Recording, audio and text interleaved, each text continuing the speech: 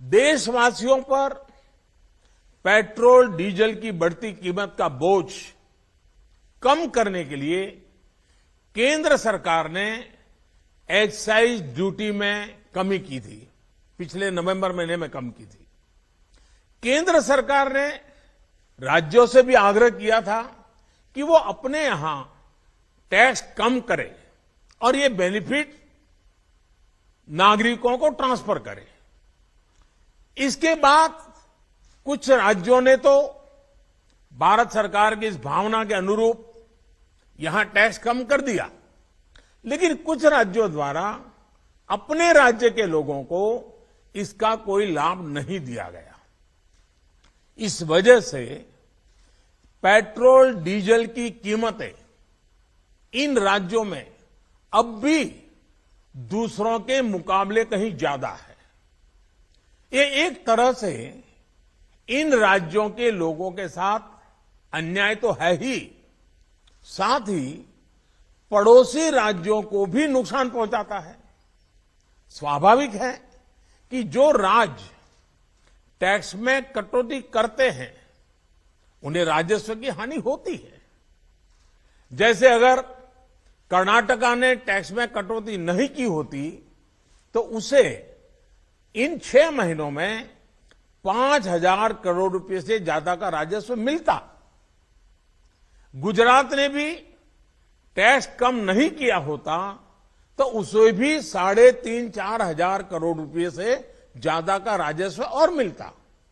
लेकिन ऐसे कुछ राज्यों ने अपने नागरिकों की भलाई के लिए, अपने नागरिकों को तकलीफ न हो इसलिए अपने वेट में, टैक्स में कमी की, पॉजिटिव कदम उठाए। वहीं गुजरात और कर्नाटक के पड़ोसी राज्यों ने टैक्स में कमी न करके इन 6 महीनों में 3,500 करोड़ रुपए से लेकर के 5,000-5,500 हजार करोड़ रुपए तक अतिरिक्त राजस्व कमा लिया। जैसा हम जानते हैं कि पिछले साल नवंबर महीने में वैट कम करने की बात की थी, सबको मैंने प्रार्थना की थी, लेकिन कई राज्य, मैं यहां किसी की आलोचना नहीं कर रहा हूं, मैं सिर्फ आपसे प्रार्थना कर रहा हूं, आपके राज्य के नागरिकों की भलाई के लिए प्रार्थना कर रहा हूं। अब जैसे उस समय 6 महीने पहले कुछ राज्यों ने बात को माना, कुछ राज्यों ने नहीं माना। अब कई राज्य जैसे महाराष्ट्र, पश्चिम बंगाल, तेलंगाना, आंध्र प्रदेश, तमिलनाडु, केरला, झारखंड, किसी न किसी कारण से उन्होंने इस बात को नहीं माना और उनके राज्य को, नागरिकों को बोझ कंटिन्यू रहा।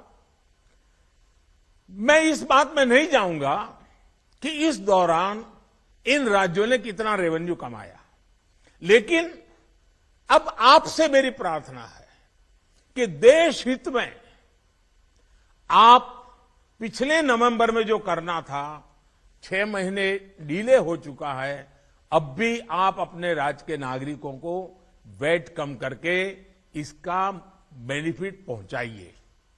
आप सब जानते हैं कि भारत सरकार के पास जो रेवेन्यू आता है उसका 42% तो राज्यों के ही पास चला जाता है। मेरा सभी राज्यों से आग्रह है कि वैश्विक संकट के इस समय में कोऑपरेटिव फेडरलिज्म की भावना पर चलते हुए एक टीम के रूप में हम सब मिलकर काम करें। अब मैं कई विषय हैं, बारीकी में नहीं जा रहा हूं, जैसे फर्टिलाइजर। आज हम तो फर्टिलाइजर पर दुनिया के देशों पर डिपेंडेंट है। कितना बड़ा संकट आया है, लगातार अनेक गुना सब्सिडी बढ़ रही है। हम किसानों पर बोझ ट्रांसफर नहीं करना चाहते। अब ऐसे संकट झेलने पड़ रहे हैं, तब मैं आप सबसे आग्रह करता हूं, प्रार्थना करता हूं कि आप अपने राज्य, अपने पड़ोसी राज्य, सभी देशवासियों के हित में उसकी सर्वोच्च प्राथमिकता दें।